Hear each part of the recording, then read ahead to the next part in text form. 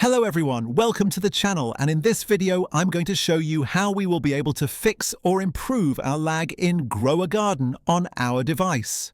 In this case I'm on an Android device, but you can also do this easily on an iOS device such as an iPad. This of course is in case you experience any kind of lag. For this we must take into account a few small things, especially because lag as such can happen due to our internet connection.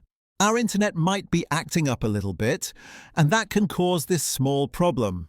Now, in case it's not an internet problem, and it's instead a problem with your device, it could be that your device is not very powerful. But you can also fix this issue simply by going to the Settings section. For example, we're going to go to Settings. Here we'll find it on the side, next to the 3 lines icon. Here we have the Settings section already. What we're going to have to do is go inside the settings, and the next thing we'll need to do is move to the graphics section. Normally it's set to automatic, but we can switch it to manual. It's advisable to have it in manual because that way you can configure the performance and logically it will run much better.